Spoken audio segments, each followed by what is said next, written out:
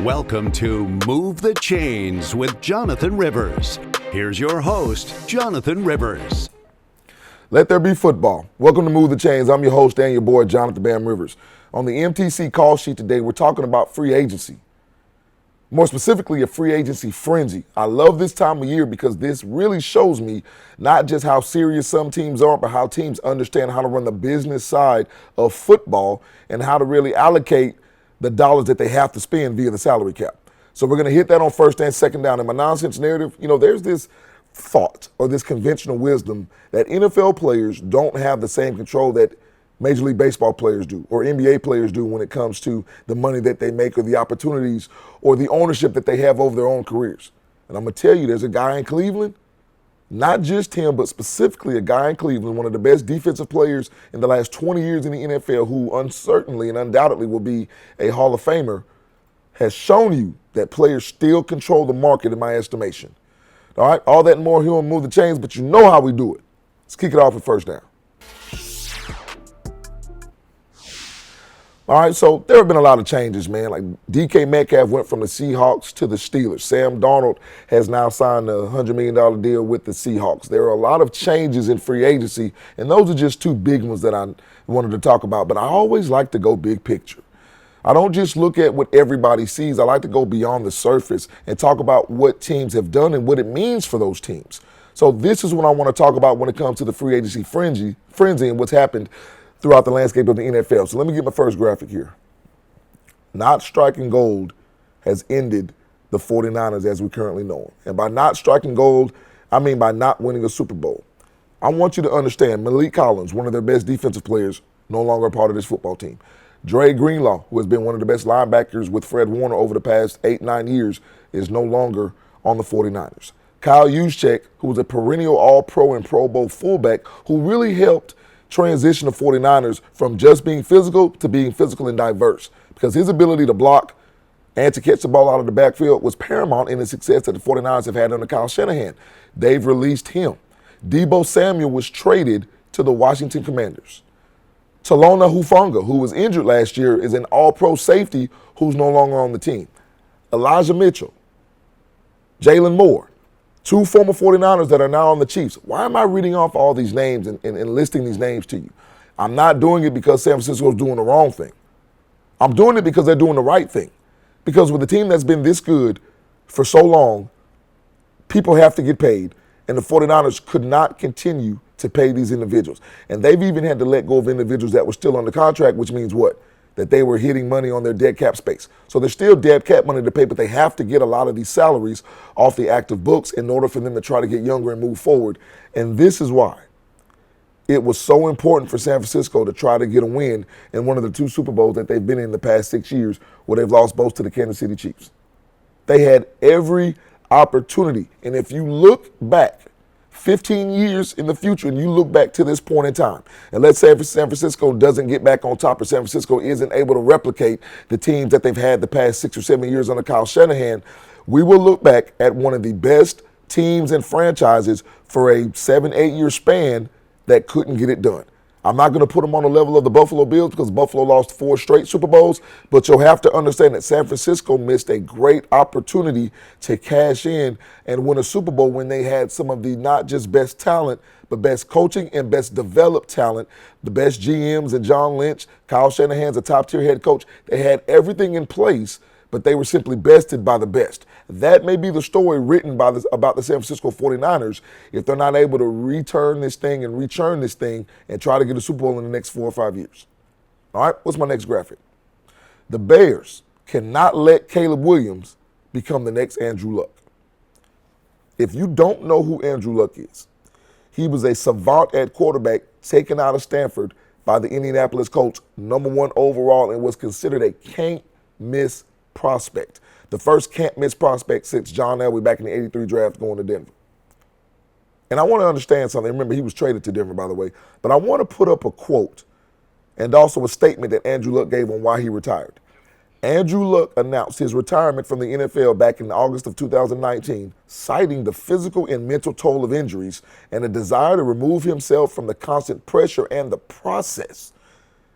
Man, that's a very integral word right there. The process of professional football. Specifically, he stated that constant injuries had taken away his love for the game. So if you're the Colts, you had a franchise transformational player at the most important position in sports tell you that he was walking away from the game early because he no longer could commit to the process because of the physical toll that was being taken on his body. AKA, you didn't draft linemen and develop linemen to protect your blue chip franchise quarterback, and he walked away early, and you haven't been able to get it right since. Caleb Williams got sacked 68 times last year. And this is after they had brought in DJ Moore prior to drafting Caleb Williams. They also added Keenan Allen. They also went and got Roma Duzé with a top 10 pick in the same draft as Caleb Williams. And all the physical talent on the outside, he still got sacked 68 times. So now that Ben Johnson is the head coach of Chicago and he goes out and gets Jonah Jackson, he goes out and gets Joe Tooney, he has solidified the middle, the guard and the two guards in the center of that offensive line because he understands that in order to make sure that my quarterback can use his weapons, the most important weapon is protection. It is that vest to make sure that nothing is able to penetrate him the way that it shouldn't in terms of those NFL defensive linemen acting as bullets coming at him at 100 miles an hour. If you can't step up in the pocket, you can't play quarterback. If you can't play quarterback, it's likely you can't win in the NFL.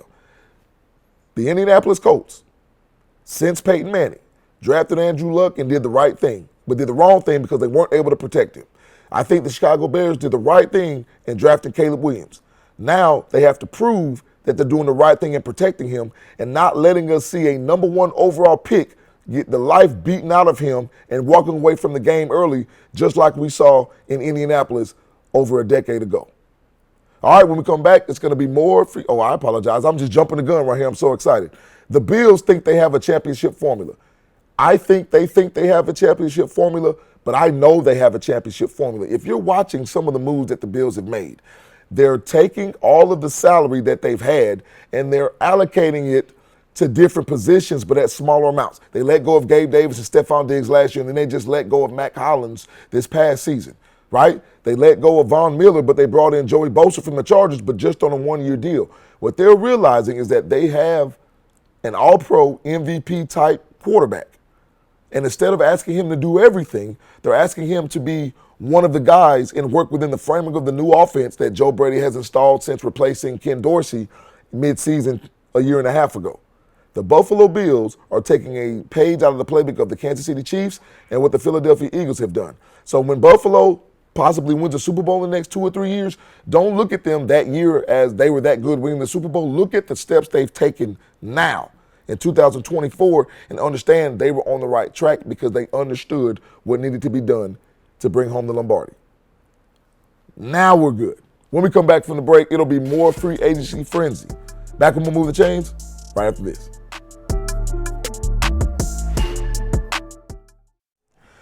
Listen, welcome back to the show. We're talking about the free agency frenzy. I tried to go to break before I even finished all my points. That's how exciting all of this stuff is. All right, and your boy jacked up, so that's the great thing about TV as well. So before we get to the continuation of free agency frenzy, because I got a couple more teams that I want to talk about, I want to take this opportunity, as always, to thank my Lord and Savior Jesus Christ for the opportunity to host Move the Chains. This is a phenomenal journey that we're on, and I can tell you that changes are coming for the better. The show is continuing to grow, and as a fan and as a viewer of the show, I think you're going to love what this team has in store for you. So just make sure you stay tuned to check us out every Saturday at 9:30 right here on Fox 54 and on YouTube. Secondly, I want to thank all the fans. Shout out to everybody that watches this. Shout out to the Garrett family. You know, former Atlanta Falcons defensive tackle and now Chicago Bears D tackle Grady Jarrett has family here in town that plays ball with one of my sons. And they're big fans of the show. So shout out to the Jarrett family for watching every single weekend. And as always, to the best production crew in the business, I can tell you guys, I continue to say it, there's no crew from social media to TikTok to YouTube to my directors and my producers that do a better job of putting this show out there and ready for you guys. So shout out to the best production crew in the business. Having said all that, you know what time it is. It's time for Second Down. All right, so let's get back to my free agency frenzy talk with my next graphic on the team I'm going to discuss right here. The Washington Commanders understand the assignment. So when it comes to college football, and you know that's what we talk about on the show in addition to the NFL, I always say that teams must make sure that the first players they recruit are the teams that are on their own roster, because we know how rampant and wild the NIL transfer portal is right now. We understand how big the transfer portal is. So you got to make sure you bring back the guys that you already had in-house that are going to help your team. And I think two of the biggest signings that the Commanders brought in last offseason, right, before they drafted Jane Daniels, were Bobby Wagner and Zach Ertz.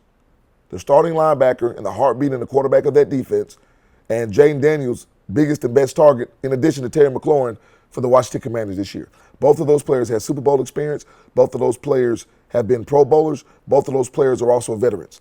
So Dan Quinn and the brain trust in Washington understand that with a young quarterback whom we're building this team around, you have a phenom, a quarterback who may be young in age but is mature far beyond his years. That's why you bring in veteran talent. That's why you trade for a guy like Deebo Samuel, not just to accentuate and solidify your offense, but to also make sure that you bring in winners that understand how to lead as well. And I think through the draft, you will continue to see this Washington team build around Jaden Daniels. You'll see them try to get better up front on both sides of the ball because, one, they're going to have to run the football as well, and they're going to have to stop the run. Defensively, this was a middle-of-the-pack team or bottom third team last year. But they didn't make excuses because they've got a transcendent guy at quarterback. But they understand the assignment. We're winning with him early. We need to make sure that we can extend this window as far as possible because Washington does not want to become what San Francisco is now. All right, what do we have next? Sam Darnold is the new Baker Mayfield. Sam Darnold just signed a 3-year, $100 million deal with the Seattle Seahawks to be their quarterback of the foreseeable future. Baker Mayfield signed the same deal with the Tampa Bay Buccaneers before he got to Tampa. And the reason is that these two players have shown not just moxie, but they've shown perseverance. Remember, Baker went number 1 overall and Sam Darnold went number 3 overall in the same draft. And while Baker Mayfield had a little bit better start because he went to a more, I guess, solidified and more culturally strong franchise in the Browns, which ironically is not what they are as we talk today, Sam Darnold didn't have that. But both of these quarterbacks have been on multiple teams. Darnold now on his 15th, Baker Mayfield on his 4th, but yet they were able to solidify themselves by the stops in which they went and where they went. They stayed calm, they stayed active, and they stayed mentally present. And now because of that, they're both reaping the benefits. Darnold led his team and the Vikings to a playoff last year, and now he signed a 3-year, $100 million deal. Baker Mayfield is reaping the benefits of winning a couple of straight NFC South division titles. Seattle is a team that you need to watch out for, not just because they have Sam Darnold, but because they understand what they're trying to do from an organizational standpoint. And that's why they've been consistently around the playoffs or in the playoffs for the past decade.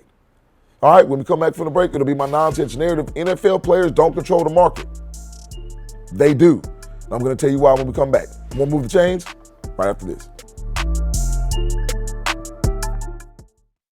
Welcome back in to Move the Chains. And listen, I talked to my producer, Josiah, about this segment. So this is my favorite segment, but this is his brainchild.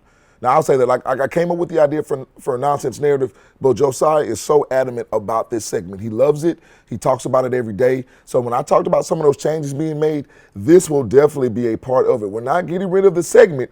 We're just going to highlight it even more because it's that integral part of the show, and you love it that much. Having said all that, it's time for my favorite segment of the show. It's time for my nonsense narrative. All right, so there's this conventional wisdom. I talked about this during the MTC play sheet early on to give you the rundown, that there's this thought that NBA players and MLB players and even soccer players to some extent have more control over their careers and over the money that they make than NFL players do. Now, granted, Major League Baseball doesn't have a salary cap. So you can pay out the yin-yang to get the players that you want. Go look at the LA Dodgers, right? Defending World Series champions. And I have no problem with it. But to think that NFL players don't control the market, it's really untrue. And I want to use Myles Garrett. And the one thing that I'll never do, everybody, I'm going to tell you this, and I've said this 1,000 times. I will never chagrin, nor will I ever criticize a player for trying to make money that can change the trajectory of their family for generations. I am a proponent of generational wealth. If you know me, you know that. So everybody's looking at Myles Garrett and saying, well, Myles Garrett just said less than a month ago that he couldn't win in Cleveland. What was going on in Cleveland wasn't working. They brought in a quarterback who has not just stopped them from winning, but has literally held them back from winning. But then when Cleveland said, we're not trading you, Myles Garrett, they dug in and they brought him $40 million a year. The highest paid contract for a non-quarterback in NFL history, and he's still with the Cleveland Browns. So if you're asking yourself why he decided to stay, That's the reason. And shouldn't that be a reason alone? Shouldn't that be reason for Myles Garrett understanding how great he is? And listen, I believe that an organization owes something to its players when it comes to making sure that they're taken care of, but you owe more to your organization. So if Cleveland were to trade him and get draft picks, I would have had no problem with that either. It's a business, and both sides have to make sure that they look out for their best interest. But the life expectancy of an NFL player, guys, is 3.5 to 4 years. I know you may not realize that. We're looking at players that have played over a decade. The average life expectancy in terms of an NFL career is 3.5 to 4 years. And I'll tell you this, the goal of everybody who plays football should be to win a championship. But I've always said I think making the Hall of Fame and taking care of your family for generations financially can easily be looked at as more important than winning a Super Bowl. Because you've got a lot of people who win a Super Bowl but then have nothing after that. But if you can be one of the best players in your era or of all time, which Myles Garrett will be walking into the Hall of Fame when he retires 5 years after when he's eligible, and he has now been able to set his family up for life financially because he's a smart guy off the field as well, those are the aspirations that you should have. So to think NFL players don't control the market, they do. When they know they're that good, they have this thing called leverage. And when you have leverage, you can use it in a way that's positive for your benefit. He was going to leave Cleveland until Cleveland backed up a truck with $40 million a year. I don't blame Myles Garrett, and I don't blame any player for using leverage and understanding that they are their best opportunity to change the mark of their financial history. He is a brand, he is a baller, and now he is making the most money of any player that doesn't play the quarterback position. All right, when we get back from the break, it'll be the final segment of the show, which means it'll be the final drive. Stay tuned. More Move the Chains right after this. Hey, welcome back in, and it's time for the final segment of the show, which means it's time for the final drive. 3 most important words in real estate are location, location, location. Now let's transition to the NFL when it comes to the salary cap. 3 most important words are allocation, allocation, and allocation. Everybody has to spend, what did I tell you, over 80% of their salary cap within a 4-year span. So everybody has the same opportunity to spend money, but you have to understand where you're going to put it. And when you realize that as an NFL franchise, that's when you start taking the uptick and getting your opportunity to be better than the rest of the league. All right, don't forget, you can not only catch Move the Change right here on the Sports Leader WXTX Fox 54, but you can also catch us on YouTube. Make sure you subscribe to the channel. It's at Move_the_Chains. Make sure you subscribe, like, and leave a comment because we're here for it. All right, another banger for the best production crew in the business. I'm your boy, Jonathan Bam Rivers, and always remember, man, build every day, brick by brick. And as always here on Move the Chains, until next time, God bless.